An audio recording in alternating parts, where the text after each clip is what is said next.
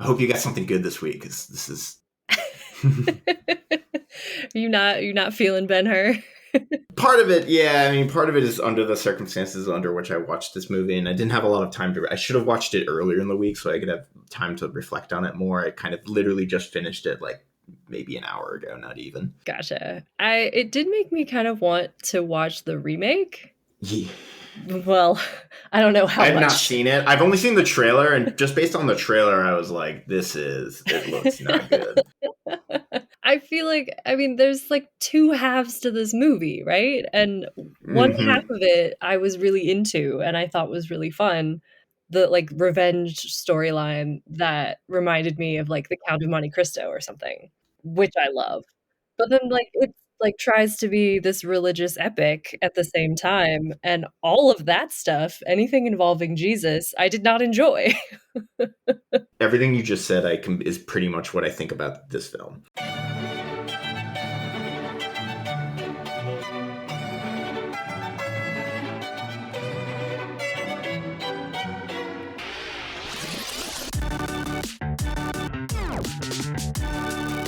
So we can get into it. I have a couple other things to maybe bring up. You can see from the notes we mentioned last time. I was like in Spartacus, I had like wall-to-wall text. Yeah. This one, my notes page is much more sparse. But let's. I think you're up for the intro. Yeah, I think it is me. All right. Hello and welcome to Movies We Dig, the podcast about film, antiquity, and everything in between.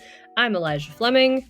And I'm Colin McCormick. And today we're going to be talking about Ben-Hur, the 1959 MGM religious epic directed by William Wyler and starring Charlton Heston. Nice. Yeah, I think it is. I mean, that's at least how it's formally described. This is ostensibly a religious film, although the religious aspects of it are kind of bookend the film, and yes. I would say sort of run throughout, but like you were kind of just saying, to me it reads as sort of two different films. Yeah, and like the plate at the beginning that's like, what is it, a story of the Christ or something? Yes. I was like, really? That's not what I thought this movie was about, having just like read a synopsis or like a little, narrative blip or whatever. It's like, that's not what I thought this movie was about, and it wasn't really. But like kind of.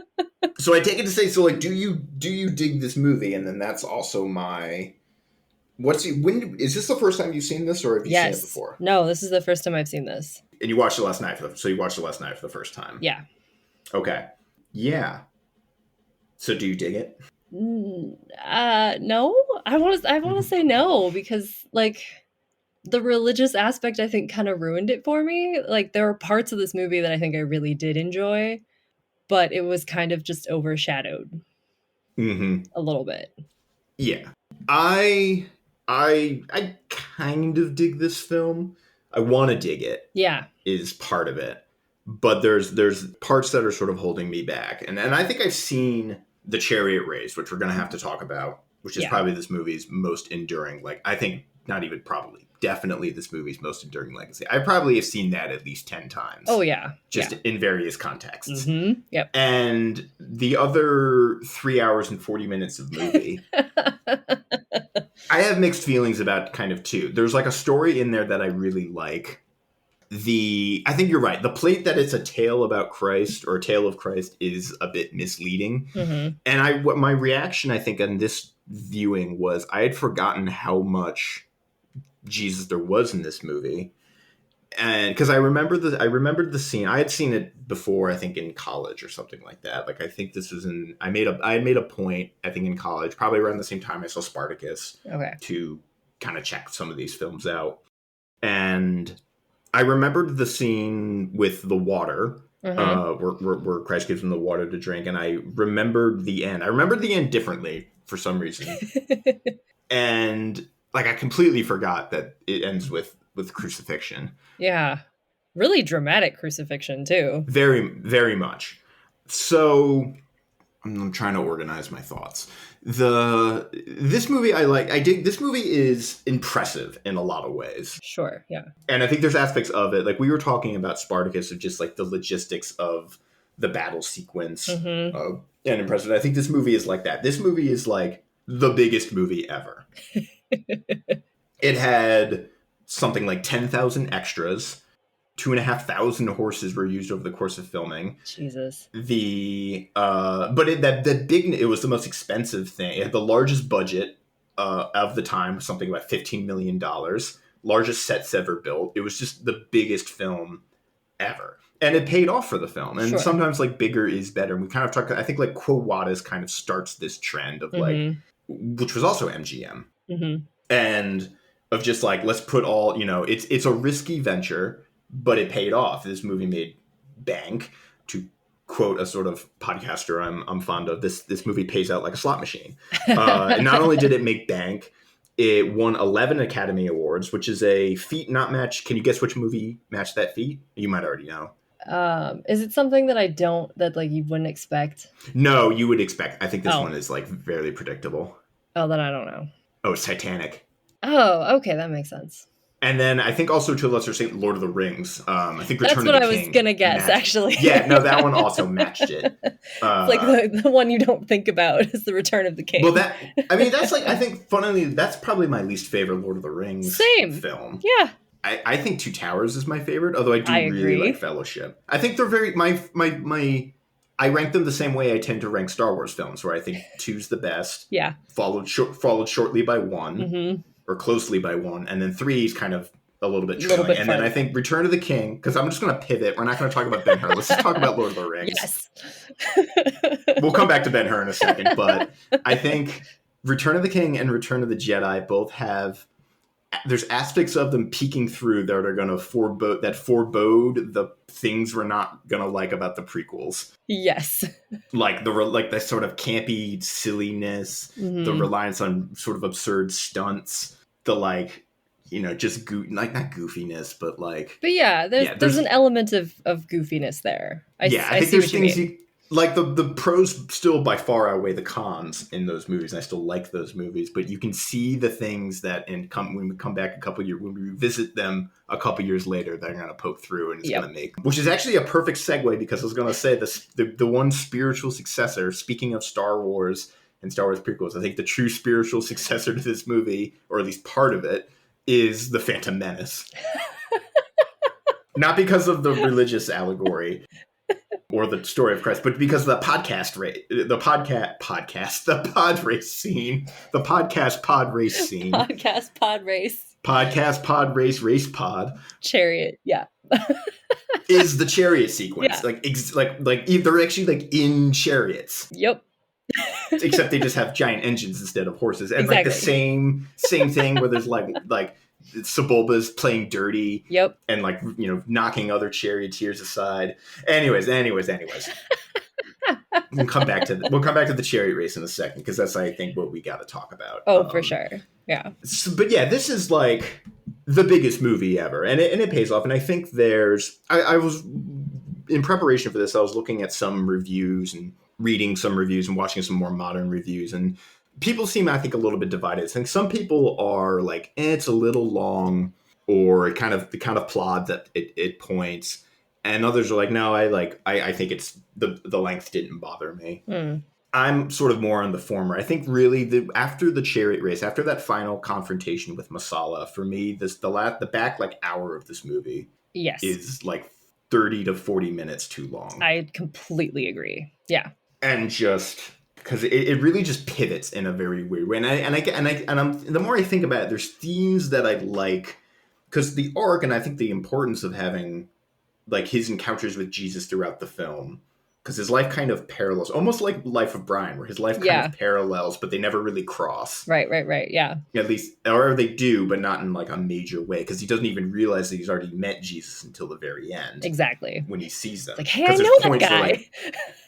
Yeah, exactly. Like he gets the water and really like Jesus' sort of mercy, because that's really, I think, the thematic core of this film is the tension between revenge and forgiveness. Yeah, which I think is a great, like, really interesting theme that I still think did not need to be like Jesus-y to still get across that whole forgiveness versus revenge story. Yeah, like I think I'm like of two minds where like it has like this movie isn't quite pushing the well, I'm not sure. I want to ask you what you think. Like, is this Okay. movie pushing quite the same sort of pro-Christian narrative that like, we kind of complained about in Quo Vadis, which is very much has this like martyrdom persecution complex. And I think, and maybe I'm influenced, I think, by some of the reviews I just listened to and read, where there's like a bit of a, I mean, it is coated and draped in all of this Christian, imagery and iconography and like reverence. But there's a little bit like you don't necessarily have to buy into that to. I don't know. Maybe I'm deluding myself. I'm not actually sure at this point. I don't know, because I don't think there's the same persecution-y martyrdom aspect, because like people aren't only Jesus dies, I guess, really. Yeah. Right? So, but I feel like we do have that sort of like determinism that we have, that it's Everybody, like, this is going to be so important. Yeah, because in the first, I don't know, however many minutes before we even meet Judah Ben-Hur, it's all, we get the birth of Christ, and then there's a shot where it's his father, and the guy comes into his carpentry shop, and he's like, where's your son? Like, shouldn't he be working? And he's like, he is working. He's out in the fields. And everybody kind of, like, everyone who encounters, like, and even, or there's the scene where Jesus gives Ben-Hur water, and then the Roman soldier comes over to be like, stop that. Yeah, and he has, like, a revelation or something when he like, sees Jesus. Yeah. In a way that, like, it does have that exact same kind of determinism. Yeah, and I don't know, that didn't add anything to it for me, and maybe that's just because I'm not viewing it, in the late 50s, and that would have meant, a lot more to the audience at that point. But I think it kind of detracted. This film got banned in China. That's funny. Yeah, banned in China because of the pro-Christian message. Well, I mean, I do sort of like see all of like those themes running through it, but I do think that you could almost cut out all of the Jesus narrative and still have an interesting movie. Yeah, I really wonder, I should have looked up what the remake does with this, because I don't remember that being, at least in the trailers I saw, like they really focused in on like the revenge plot. Which, I can see that really working in a remake, which is why I kind of think I want to at least like watch the beginning of it or something. I don't know if I want to commit for the whole movie. So there's a funny thing about, actually, this is about remakes in general, because like that was one, I remember when that came out, people were like, why are they remaking Ben-Hur? Yeah. Like, let Sleeping Dogs Lie, just gonna, like, oh, we're gonna go back and like retroactively ruin a classic or something like that. Yeah. Which I think might, that movie is not exactly doing anyone any favors. I think it is a pretty by and large a remake of this film, the 1959 film. But this 1959 film is itself a remake of a 1925 silent film by MGM. Which I didn't know was a novel, right? Like in the 1800s or something? I had no idea. Yeah, and it's so, like, I mean, we complained today, I think, a lot about how there's sort of nothing, there's like very few original ideas coming out of Hollywood. Yeah. Which I think is, if not cliche, like a fair criticism. Like there's a lot of sequels and reboots and things like that. I think that's not necessarily as new of a thing as we're making it out to be, that like earlier decades were like populated entirely by fresh original ideas. Yeah. This movie is a remake. It's different, I think, in noticeable ways. But yeah, based on, I mean, most of these films were like Quo Vadis was based on a book and has an earlier version. Right. Spartacus based on a book. Yep. This one based on a book. So that's a pretty standard sort of thing. Yeah, but that's like something that I didn't know about these movies before we started like watching them and reading about them. Like I had no idea. I've heard, I mean, I can't testify that the naval battle is actually slightly better in the 1925 remake the 1925 film, because they actually used like a real ship that actually caught fire, and then there's like people jumping off the ship because it's like actually a ship, and the extras are like, we need to get off this burning ship. Oh my god. I liked the naval battle, actually. I thought that was really dramatic and scary. I like, there's some part, I think the wide shots where they have the models looks a little goofy. It does. But I'm thinking like the interior, and like the water rising, and then like there's blood in the water, and they're trying to pull the chains off. There's a great shot where he like looks out the window and he sees the other ship coming right at them. Yeah, I thought that was pretty cool. That was cool. Yeah. So I liked that part. Yeah. Okay, so the parts that I really liked about this movie, I think, are the relationship between these two men that in the beginning kind of actually really reminded me of something very like Game of Thrones-esque. It's like two people who like grew up together and then are like pulled apart and become rivals by their political stations and pressures, and that was really, really interesting. It's like, the personal relationship between these men, and then the whole like Count of Monte Cristo story where he like swears revenge and like learns new skills and comes back, and I love that. That was awesome. Let's talk about Masala and Judah at first. Masala played by Stephen Boyd, who I think they're great. I think like and I think really there's emotional investment where when we meet them at first, we really sort of get a sense that these are childhood friends. Yeah. I was thinking a lot. It hasn't happened yet a lot, but the character of Herod Agrippa in I, Claudius is kind of similar, where he and Claudius are these longtime childhood friends, and eventually Herod kind of betrays Claudius a little because Herod, he thinks he's the Messiah and sort of makes a claim and tries to sort of lead a revolt. But yeah, Masala is this aggressively ambitious Roman political player who basically there's an accident where Judah's sister knocks like a tile off the roof and it hits the governor. Yeah. And then Masala uses this opportunity to throw Judah and his whole family under the bus for political prestige, basically, and just portray them. Yeah. So you get the sense that Masala is like, he's become sort of dark and cynical and sort of poisoned by the political machinations of Rome.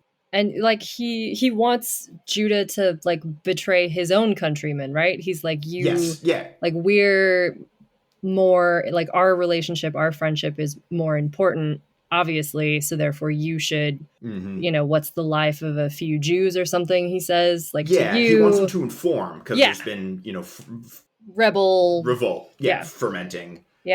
But like I could have watched like them trying to politically dance around their old friendship for like much longer than it goes on. I feel like they have this rift like pretty early on in the movie. Yeah, and that was like, there was a lot of tension there, and I could have watched that for a lot longer.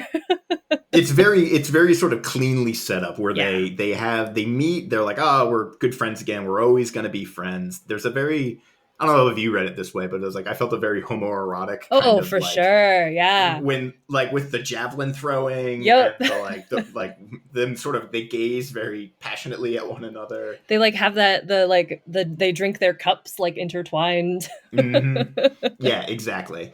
Yeah, they play around with spears a lot.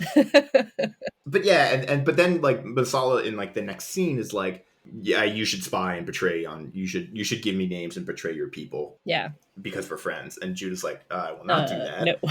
And then Judah goes to his family and he's like, Masala, we're not going to see Masala again because he wants me to snitch. And the family's like, yep, like too bad. And then, but I mean, I really like how also Masala himself goes up to the roof and he sees that there's like loose tiles. He's like, oh, it clearly was an accident, but I'm going to pretend otherwise. He knows. He's like a very wicked character. And then that comes around at the end when they have their final meeting. I think that's a pretty great scene where absolutely, yeah, Masala tells them the truth about his mother and sister actually not being dead. They're actually lepers. And just this kind of like, they still have that nugget of friendship, and then there's an element where, and I think this is what comes into the sort of forgiveness aspect, is Judah sort of risks becoming sort of like Masala. And I think Esther says that directly to him, where he's like, you're no better than him. You're just like sort of on this like revenge path. But then my sort of problem is that doesn't really seem, because I think the film kind of becomes rudderless once Masala's out of the picture. Because I don't really know, like, there's this, Judah for a minute doesn't even know his family. Well, now he knows his family is alive. But it's unclear like where the movie is going and like who does Judah have to forgive now, because he's right, because Masala's dead. Yeah, he got his revenge. I think that I sort of read that last interaction maybe like a little bit differently. I did not see like a nugget of friendship there. I thought he was like, your family is alive, but they're lepers was like his last like dagger. Yeah, twist in the wound. He's like, isn't it worse than them being dead? Well, he kept saying like, we're still running the race or something like that. Like I'm still. So yeah, maybe the fact that he is dead and this sort of like he doesn't have anybody to forgive, kind of, I don't know. Maybe that's part of the point. But yeah, I agree. It sort of feels like what's he supposed to do emotionally now? Yeah, that's kind of my confusion. And I may be just completely reading this movie wrong, because I think in the last hour I was really kind of dragging. But yeah, like it seems unclear. Like he goes and he helps out. There's that great, I think, reverse where you have like that kind of ring composition where he goes to give Jesus water, sort of in a reverse of when Jesus helped him. Right. And then he just sort of seems like he wanders around for the back half of the movie. Yeah. He kind of goes to Pilate and kind of spurns his Roman adopted, like he spurns Roman citizenship. Yeah. Which I was kind of like, why? You seem so excited about it earlier. That feels much more sort of just like kind of motivated by animosity. Yeah. I think actually, I'm not sure how to feel. And then his family is sort of just cured miraculously. Yeah. And everything kind of works out. Yeah. So I'm unclear myself about how to actually interpret the sort of final 45 minutes to an hour of this film. Yep. The kind of emotional arc is unclear to me, at least. Yeah, it doesn't land. But it might be clear to other people. This may be my failing as a viewer. I don't know. I'm with you there. I felt sort of strange. But let's talk about this film's crowning jewel, which is the chariot, which is the part I think, like, whenever people talk about this movie, they talk about the chariot race, because I think it's safe to say that this might be one of the single best action set pieces, like, put to film. It's spectacular. Like, it really is. It's crazy how, and it's all real. Yes. Yeah. There's a bit, like, the kind of famous bit where they're. So this actually, I should credit is due. This sequence was directed by Andrew Martin and Yakima Canute. There's sort of a second unit direction, but then William Wyler was getting the dailies, and they were sort of filming with all these stuntmen. And Canute's son, Joe Canute, was the stuntman who, in that sequence where the chariot hits a bump and he flies up into the air. That was like not. That they did that. He does like a full handstand and sort of falls off, and that gave him the idea. And they're watching with Charlton Heston. They're like, "All right, we got to keep that shot because that's amazing." And the Charlton at the time was like, I don't know how I feel about this." And so they had the shot where like, "All right, we're gonna put Charlton on." So they cut it with like Charlton where he falls onto like the center beam of the chariot, and then he like crawls back into the chariot. Oh my god! Whoa. Oh my god! It's brutal. I really kind of like this movie. I think this is a reason like so many like high school Latin classes show this, because it really does a good job of like capturing like the brutality of these games and these kinds of blood sports. Because people just get demolished in this thing. It's wild. It's horrifying. And just the like violent ferocity of having that many horses like on the field at the same time. And I was deeply nervous for all of the horses involved. I know, but it's like the wheels are like getting close to the horses. I'm like, I don't care about your stupid chariot. It's like it's gonna roll through these horses' legs. And they did like such a good job with all the different shots and angles there, and like it was so impressive to me. Like we were talking about with certain battle, like we were talking I think way back in like the Alexander film, how like it's really hard to do battle sequences and these like very intense action because it's just hard to get a sense of like where everyone is and what's going on. I think this is super clear in like a lot of like naval combat bits, like in Cleopatra, like it's sort of clear what's going on, but they're doing sort of tricks of like what the hell's happening with all these boats. And this one is like, exactly where everyone is in the race, like how many they keep cutting into the dolphins that are marking the laps. It's just like impressive how like great how it was shot, and like they have shots like of the wheels, they have shots like following them as they go around the turns, they have like shots from the top down. And they're filming with 65 millimeter, which is I think like at the time that like aspect ratio was like bigger than screens.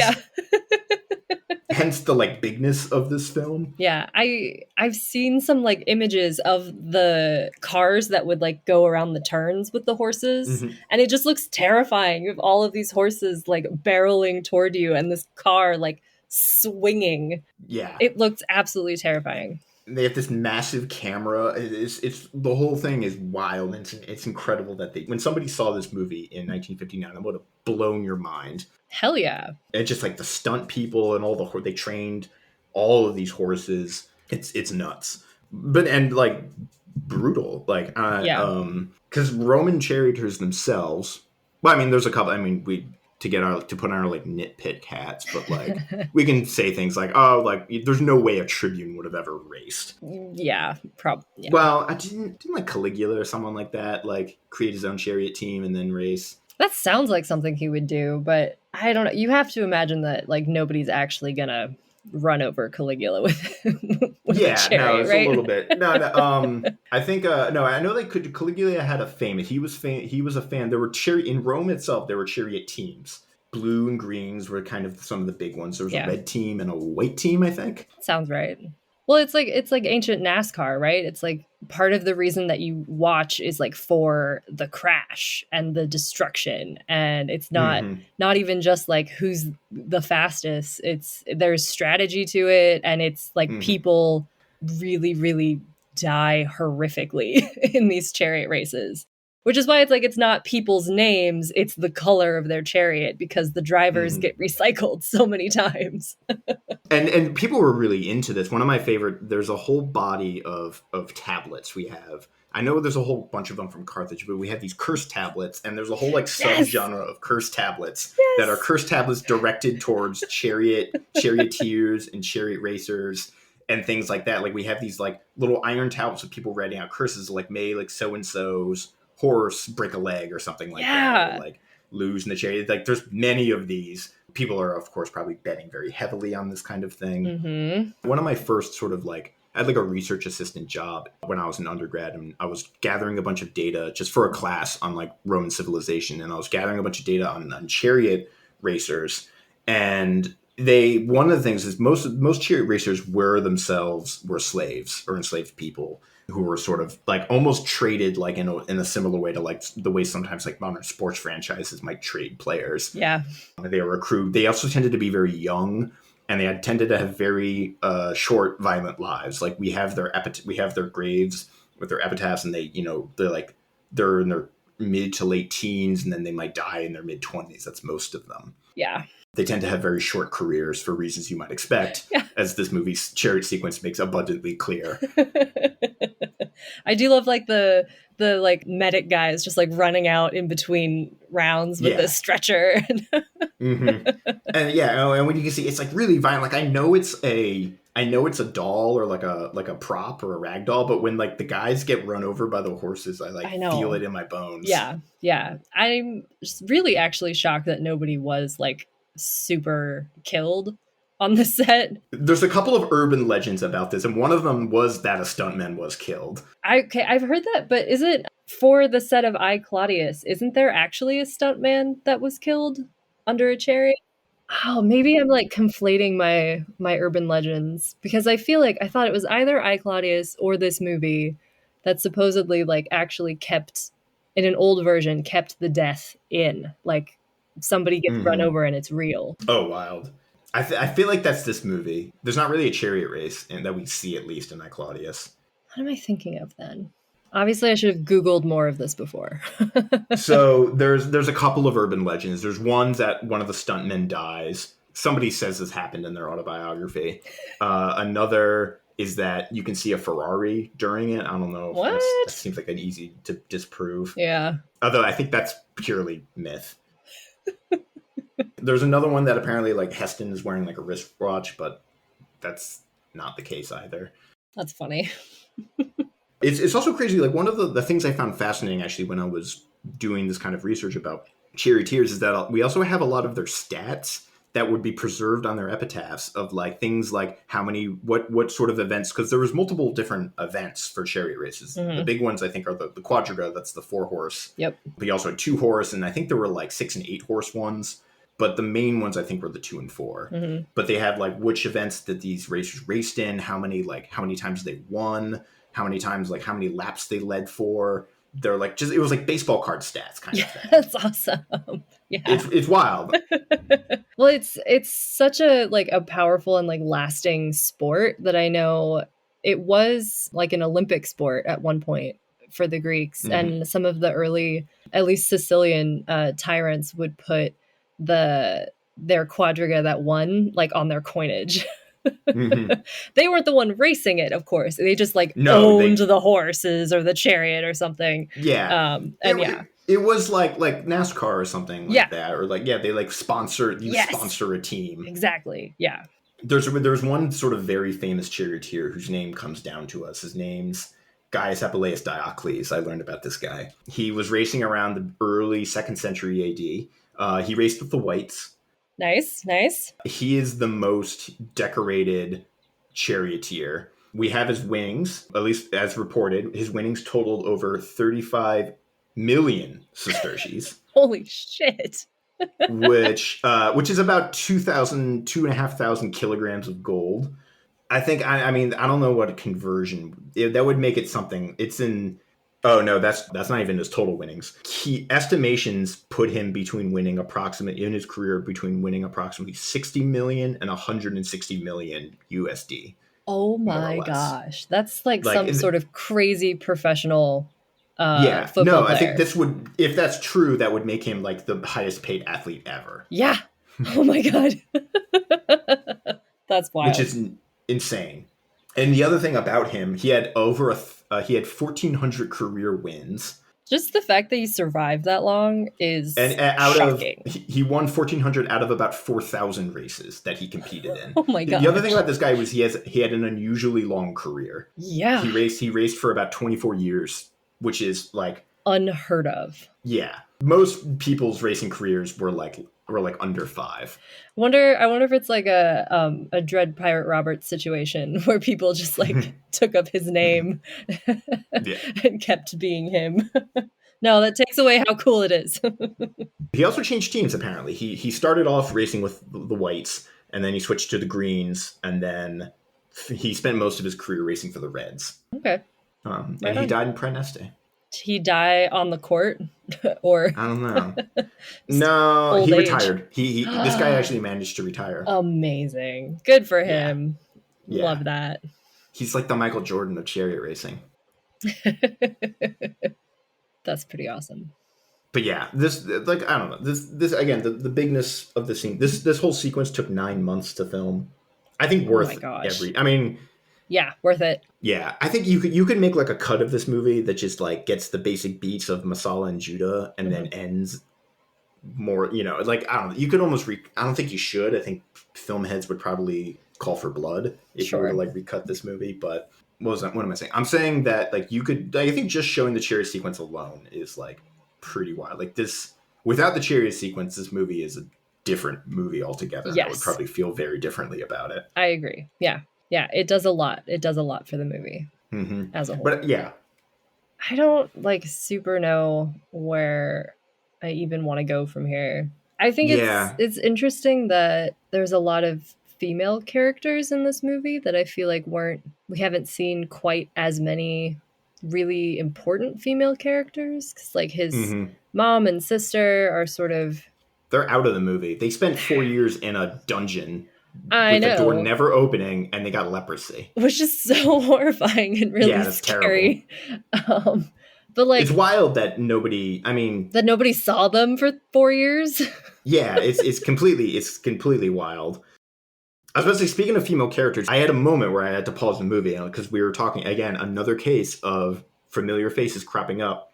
But Marina Berti, who played Eunice in Quo Vadis, is in this movie. Really?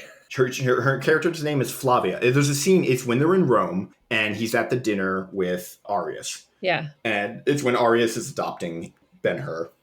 And Ben-Hur's like with a lady. Oh my gosh, that was her? Yeah, that's her. That's Eunice from Quo Vadis, the Petronius's girlfriend. So weird. Yeah, and I saw it, I'm like, wait a minute, is that her? And it is. Apparently she's also in Cleopatra, but she's uncredited, and she's the Queen of Tarsus. It's like a blink and you'll miss it thing. Wild. But yeah, like, so there's Esther. I guess we can talk about Esther. I guess. I don't know. It's like, she's just, I don't know how I feel about Esther. I just feel like his family is such like a huge motivational point, and they sort of stay throughout the whole movie, just sort of like off screen, but like his sister is the inciting incident, and like his rescue of his family is sort of like a big part of the end. And I don't know, Esther just sort of like dances around the outside, like they have this romantic connection, but we don't really ever get to see much of it as like a real relationship. Yeah, because it's like his relationship his this is, I think, playing into these kinds of just like the way certain like gender relations were normalized in these kinds of films. And I think we kind of, Quo Vadis is like kind of the bad example, and I think Spartacus is getting away from it a little bit, where he meets Esther, like he's talking to Esther's dad. He's like, "Oh, my daughter's getting married. Can we have your blessing?" And Ben-Hur's like, "Of course." And then he sees it and he's like, "I'm gonna make her mine."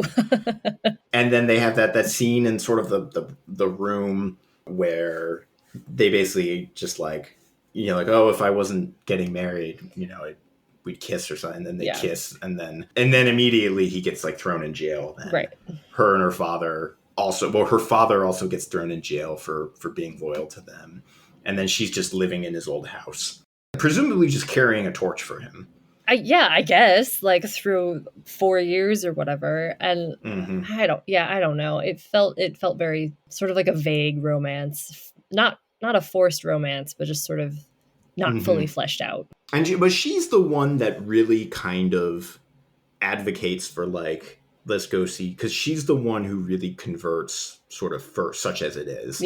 Where she becomes sort of she goes to the Sermon on the Mount, and then he's kind of still angry at the time, and he just kind of walks away from the Sermon on the Mount, and she goes and she has a kind of revelation, and then is trying to like bring him into the fold of forgiveness and redemption and that kind of scene. I did like the tension of, well, I think it was interesting, the tension of like when she encounters Miriam and Tizara, is that her name?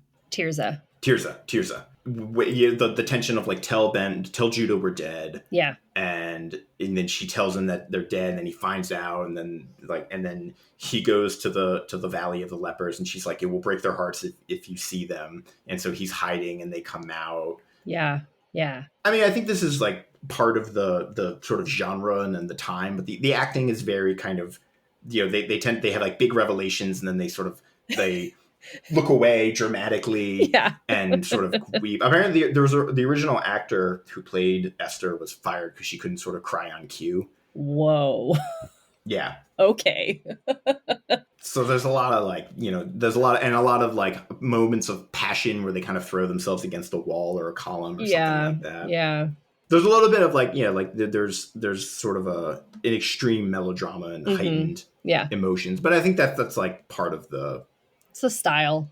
Yeah, it's part of the style, it's part of the flow, part of the time. Yeah, I do like the whole. It is so dramatic. I would rather my family be dead than be a leper, or I would rather my family think that I'm dead than know that I have leprosy. That feels like very tragic and old school and. Yeah, but this kind of gets into the like that the last hour of the movie is like its own movie. Exactly. Yeah, it really does feel like a completely different. It's a total shift from. Yeah, we've kind of gone. We've gone like we sort of start with the religious sort of overtones. We sort of peel off for a while to have Judah's adventures in Rome, basically, or his kind of like you said, he's sort of Count of Monte Cristo arc, and then we sort of come back to it and then dwell in there for a very long time. We're like, we've been away from that stuff for quite a minute. Yeah. And no, I lost it. Sorry. My like, this is. It's all good. Yeah. It's Friday. God damn it. I like had a point I was working towards.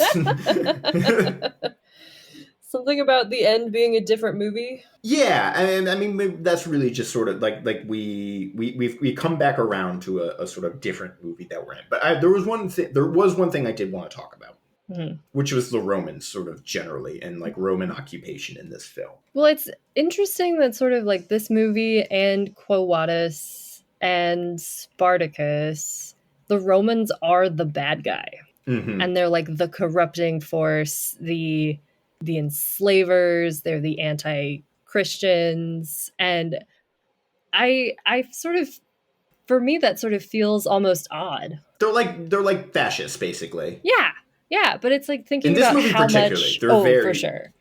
they're very fascisty in this movie. Yeah, and it kind of strikes me as odd because thinking about how much attention and like I don't know love we seem to have for the Romans as like Mm-hmm. air quotes classic civilization whatever or a modern republic and even like British imperialism seems to have really loved the ancient Romans and Mm-hmm. that like this repeated depiction of them as the bad guy is kind of fun and maybe is like a fall of Rome sort of thing is like sort of this fixation on what they did wrong and like And the yeah, that's kind collapse. of the there's a common thread I think in all three of these movies where like in Quo Vadis it's like I think Quo Vadis is not so much the Romans as Nero specifically, which is and Sure. like the apparatus of the emperor ship Yeah. and like but like Nero there's a theme I think in Quo Vadis, this movie, and Spartacus of saying that like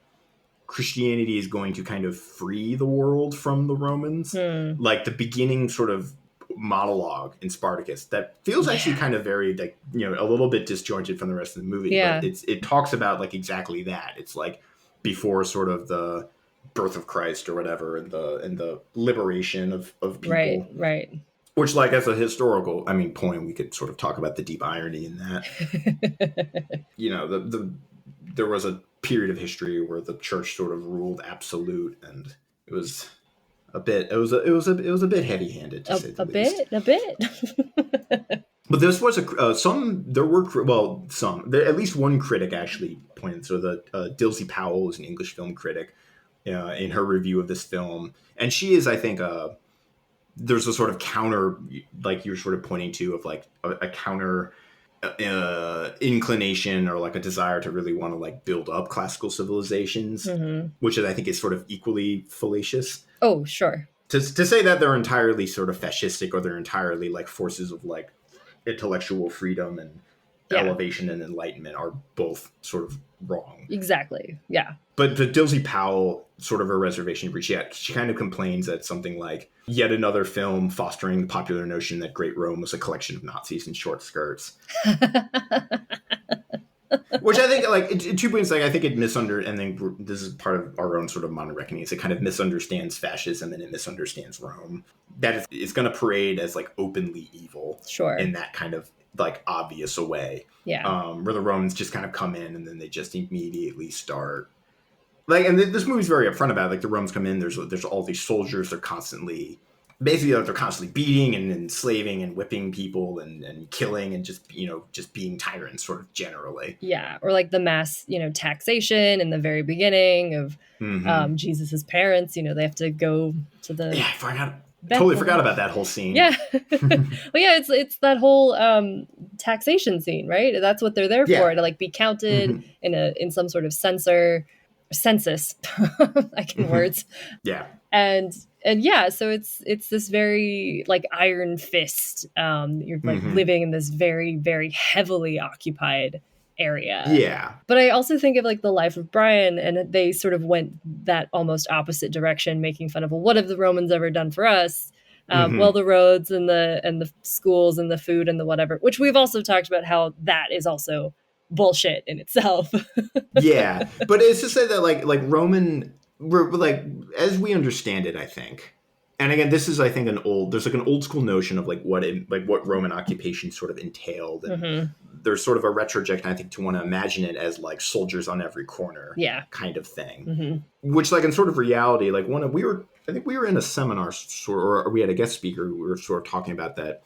I think as we understand it, in Roman's administration of various provinces and sort of conquered people tended to be a little more loosey-goosey. Like they absolutely had armies and legions and soldiers posted everywhere, but like it was just physically impossible for Italy or Rome to have the sort of manpower and bureaucratic infrastructure to sort of directly oversee every single city and town and village. Yep. And that a lot of Roman sort of presence really involved like integration and cooperation or assimilation or syncretism with local nobility and local institutions.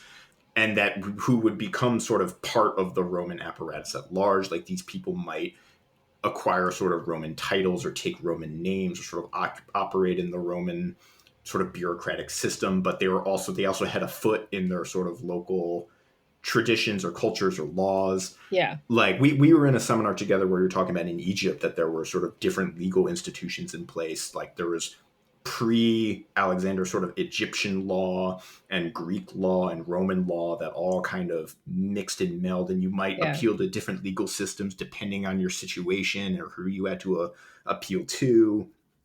Yeah. For sure. It was like the Romans were much more interested in maybe taking like the easy way out. So if there already is, a system of governance, it's much easier to just say, all right, keep doing it this way. We're just going to call it something slightly different now. Mm-hmm. And it will keep working as it has always worked. And that is not to say that they were never violent or heavy-handed. Oh, they were also terrible. And particularly in Judea, which was the source of several very famous revolts, which were met with sort of violent reactions and very drastic reactions. Mm-hmm. That's not to say it was all peaches and cream or kumbaya. No. But No. I think I think one of the stories of like the siege of Jerusalem or something has, people starving and eating, each other and all of these horrible things. And so, the amount of like pain and suffering inflicted by the Romans is not negligible. This is a group who practiced decimation on their own armies, where if a unit is found to be less than ideal, they would have random loss, and 1 in every 10 soldiers would have to be beaten to death by their comrades. In the Spartacus, we were talking about these are the same people who crucified 6,000 revolted slaves between 2 cities. Yeah. But there is, like, I think in the way that like Roman occupation, this movie sort of makes it seem very often that it's like there's just a line of guys in red cloaks sort of lining the streets of every town at all time. Yeah.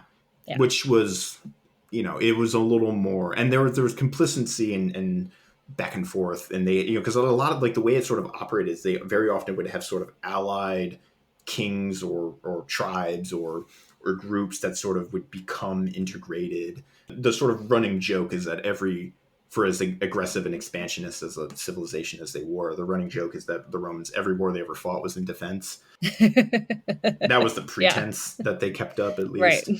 It was always like, oh, you've attacked our ally, and then now we can march. And exactly. Things like that. But yeah, like, the sort of, there's a, we can kind of wring our hair. I did this. I'm doing this again. Is it wring your hands or wring your hair? I think it's wring your hands. We should have a whole sequence where I just say the wrong thing. Just butcher idioms.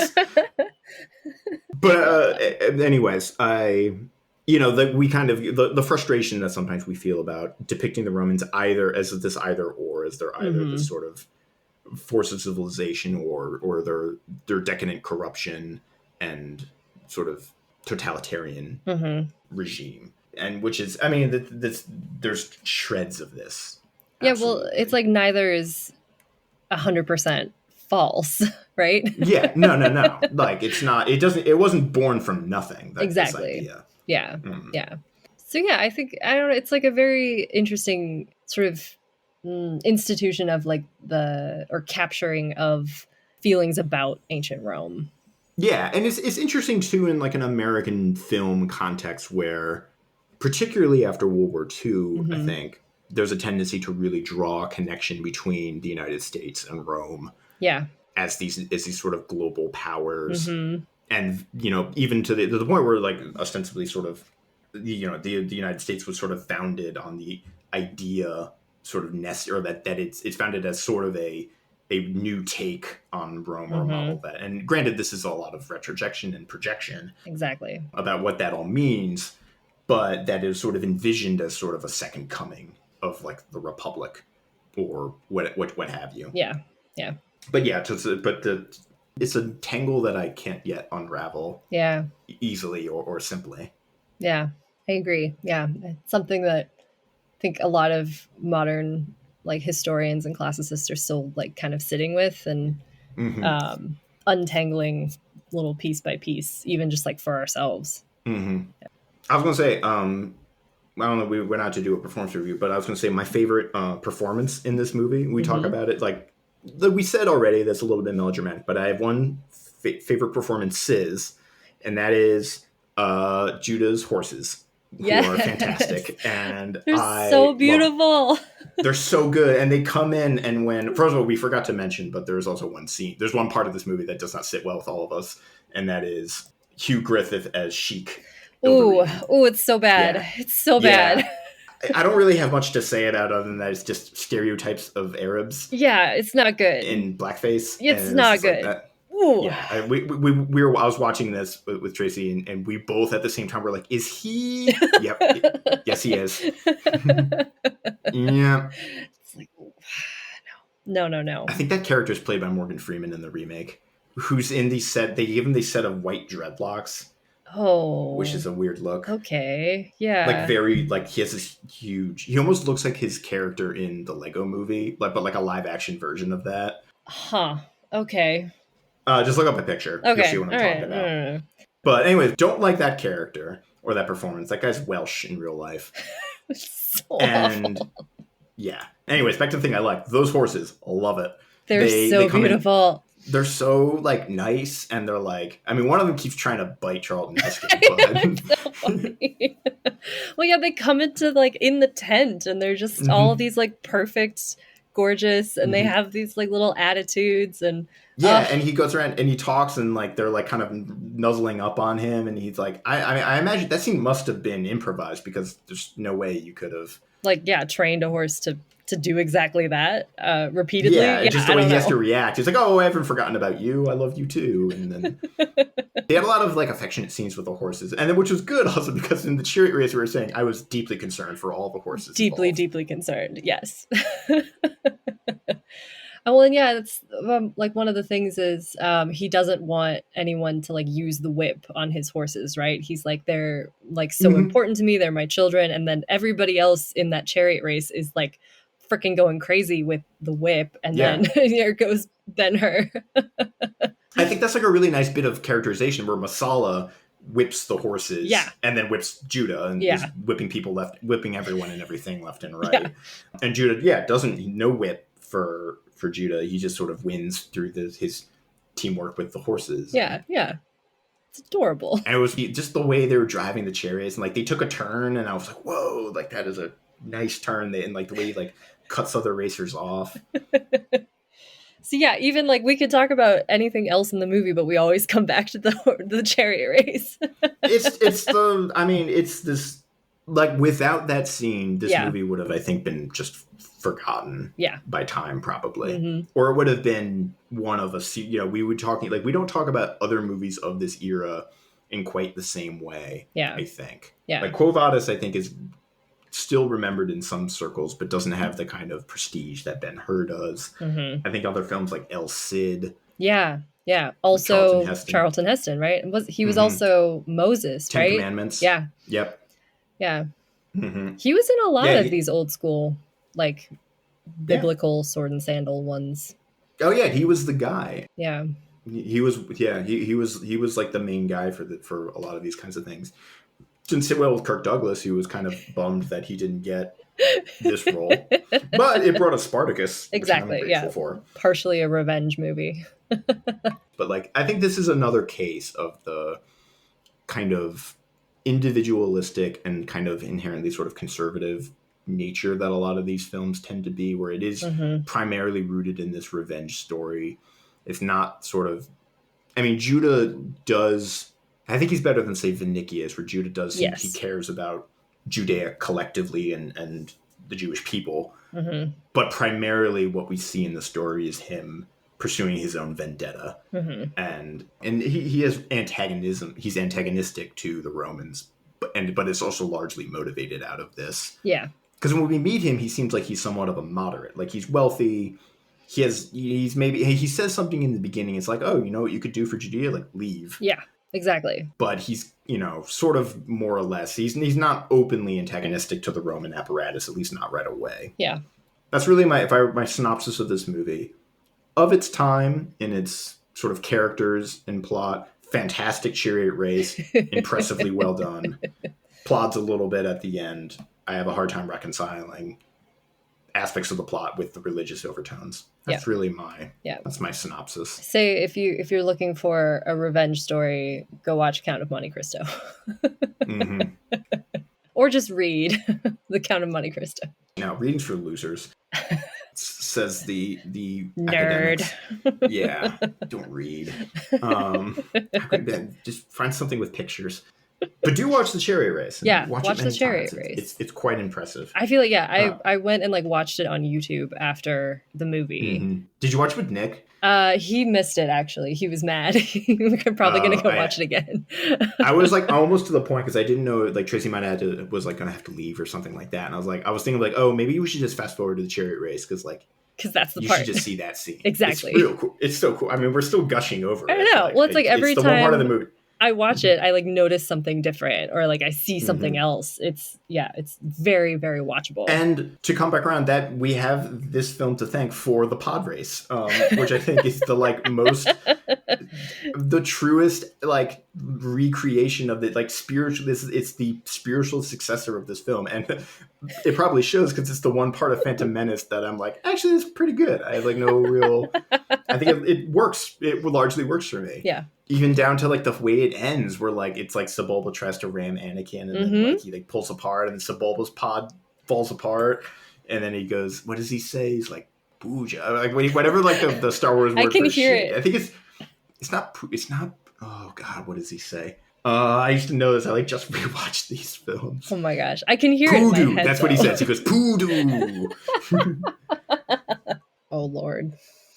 All right. So that's our true synopsis is watch chariot race and then podcast. This is pod racing, podcasting, pod racing, podcast racing, race podding. All right, I'm losing it. We gotta say we gotta be done. So minor update. Well, yeah, no minor update, but as always, our episodes are available on Apple, Stitcher, Spotify, and our website movieswedig.com. Please rate and review. Next week we are going to be coming back with another guest. We're going to we're kind of pivoting out of these classic epics, which I'm sort of thankful for. I need a break. I think I don't think I have another 4-hour movie in me. Nope. But we're going to pivot out, but a movie sort of the same time, same year even. In fact, we're going to watch Black Orpheus or Orfeu Negro in the Portuguese. I'm burying the lead with our very special guest, Dr. Rebecca Fudo Kennedy. Woo! Yeah. So look forward to that. In that case, thank you guys for listening, and bye. Bye.